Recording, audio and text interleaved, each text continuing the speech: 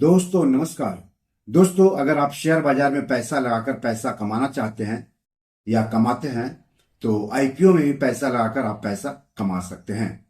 तो बात आईपीओ की हो रही है। 23 जुलाई को जीएनजी इलेक्ट्रॉनिक्स का आईपीओ आम निवेशकों के निवेश के लिए खुल रहा है। तो इस एपिसोड में आगे हम आपको जीएनजी इलेक्ट्रॉनिक्स कंपनी के बारे में, उसके आईपीओ के बारे में बताएंगे। साथ ही आईपीओ क्या होता है, आईपीओ में कैसे निवेश करते हैं, आईपीओ में निवेश करके निवेशक पैसा कैसे कमाते हैं, इसके बारे में भी बताएंगे।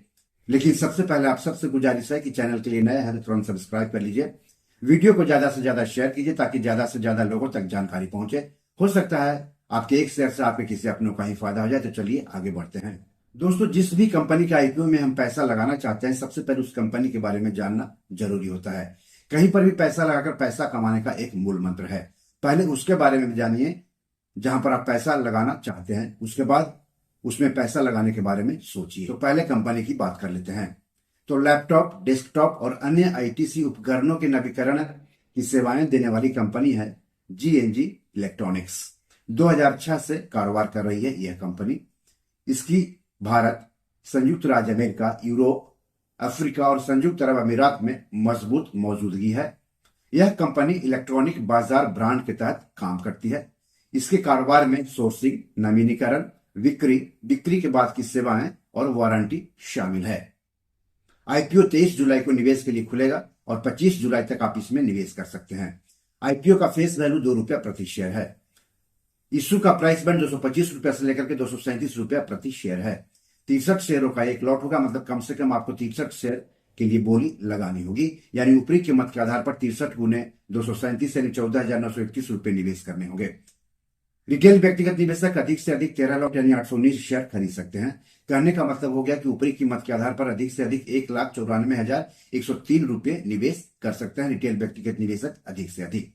कंपनी इस आईपीओ से 460 करोड़ रुपए जुटाएगी। इसमें 400 करोड़ रुपए के ताजा शेयर बिक्री के लिए जारी किए जाएंगे, मतलब 400 करोड़ रुपए कंपनी को मिलेगा। वहीं ओएफएस यानी ऑफर फॉर सेल के तहत कंपनी के मौजूदा प्रमोटर्स और शेयर होल्डर्स के करीब 60 करोड़ रुपए का शेयर बेचा जाएगा, मतलब 60 करोड़ रुपए कंपनी में अपना हिस्सा बेचने वाले कंपनी के मौजूदा प्रमोटर्स और शेयर होल्डर्स को मिलेगा।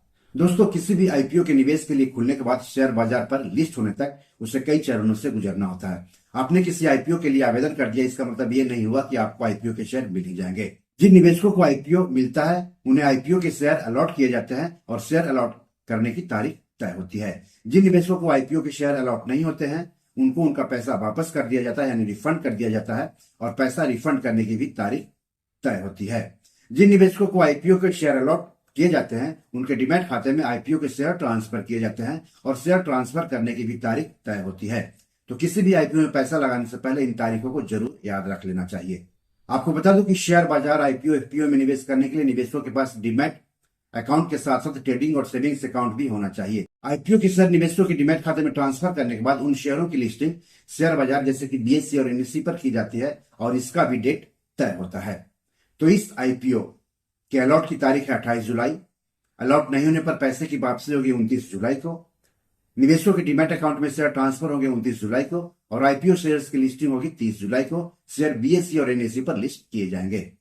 आईपीओ में आरक्षण भी लागू होता है कि इस इश्यू में 50% हिस्सेदारी योग्य संस्थागत खरीदारों यानी क्यूआईबी के लिए, 15% हिस्सेदारी एनआईआई यानी गैर सांस्थानिक निवेशकों या एचएनआई के लिए, जबकि 35% हिस्सेदारी रिटेल निवेशकों के लिए आरक्षित है।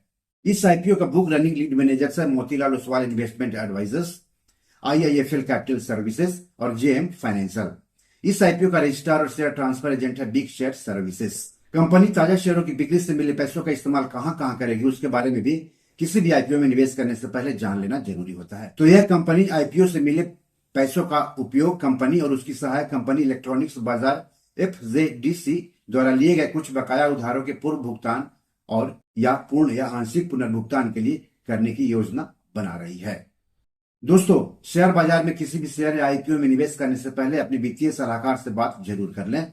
ऐसा नहीं करने पर आपको आर्थिक रूप से नुकसान उठाना पड़ सकता है। तो अगर आपने रिस्क और रिटर्न को ध्यान में रखते हुए इस आईपीओ में निवेश करने का फैसला कर लिया है तो जान लेते हैं कि किसी भी आईपीओ में निवेश कैसे करते हैं। Share market, rights issue, IPO, FPO में निवेश करने के लिए सेविंग्स अकाउंट के अलावा निवेशकों के पास ट्रेडिंग और डीमैट अकाउंट भी होना चाहिए। सेबी रजिस्टर्ड शेयर ब्रोकर के यहाँ ही ट्रेडिंग और डीमैट अकाउंट खुलवाएं। हालांकि सेविंग्स अकाउंट आप बैंक में खुलवा सकते हैं। कुछ शेयर ब्रोकर तीनों अकाउंट खोलने का दावा करते हैं। डीमैट अकाउंट के जरिए ही किसी भी आईपीओ में निवेश किया जाता है। आपके डीमैट अकाउंट में ही आईपीओ से संबंधित फॉर्म मिलता है, जिसे ऑनलाइन भर देना होता है। आईपीओ फॉर्म भरने में कोई प्रॉब्लम हो तो अपने शेयर ब्रोकर से जरूर बात कर लें। सवाल है कि ये आईपीओ क्या होता है और निवेशक इसमें पैसा लगाकर पैसा कैसे कमाते हैं। आईपीओ यानी इनिशियल पब्लिक ऑफरिंग, हिंदी में इसको आरंभिक सार्वजनिक निर्गम यानी आरंभिक सार्वजनिक पेशकश कहते हैं। आईपीओ लाने वाली कंपनी आईपीओ के जरिए शेयर बाजार पर लिस्ट होती है और अपने शेयरों की बिक्री करके पूंजी बाजार से पैसे जुटाती है, साथ ही निवेशकों को आकर्षित करती है और कंपनी को अपने व्यावसायिक संचालन का विस्तार करने में और सक्षम बनाती है। वहीं दूसरी ओर निवेशक भी इन आईपीओ में पैसा लगाकर पैसे कमाते हैं, बशर्ते आईपीओ अच्छी कंपनी का हो। सवाल है कि आईपीओ से निवेशक कैसे कमाते हैं। तो आईपीओ के शेयर जिस कीमत पर निवेशकों को अलॉट होते हैं, अगर शेयर बाजार पर लिस्ट होने के बाद उन शेयरों की बाजार कीमत अलॉट हुई कीमत से अधिक होती है तो वही निवेशकों की कमाई होती है या रिटर्न होता है। मान लिया आपको किसी आईपीओ का शेयर 100 रुपये प्रति शेयर के हिसाब से अलॉट हुए। शेयर बाजार पर लिस्ट होने के बाद उन्हीं शेयरों की बाजार कीमत अगर 150 रुपये प्रति शेयर पर पहुंच गई तो जो 50 रुपया है वही प्रति शेयर कमाई है या प्रति शेयर रिटर्न है। तो बी और मनी मैनेजर में आज इतना ही। क्या आप भी इस कंपनी के आईपीओ में पैसा लगाने के बारे में सोच रहे हैं? अगर हाँ तो क्यों, कमेंट बॉक्स में जाकर हमें जरूर बताइए। एपिसोड कैसा लगा इसके बारे में भी लिखिएगा। इस एपिसोड या पैसों से जुड़ा कोई सवाल हो तो जरूर पूछेगा। आगे किस टॉपिक पर वीडियो चाहते हैं हमें बताएंगे तो अच्छा लगेगा। धन्यवाद, नमस्कार।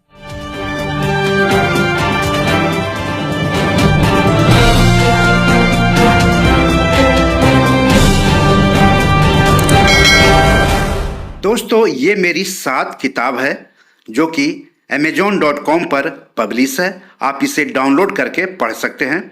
इन किताबों के लिंक्स इस वीडियो के डिस्क्रिप्शन में दिए हुए हैं। इन 7 किताबों में से 5 किताब मनी मैनेजमेंट पर है, यानी पैसा निवेश करके अधिक पैसा कैसे कमाएं पर आधारित है।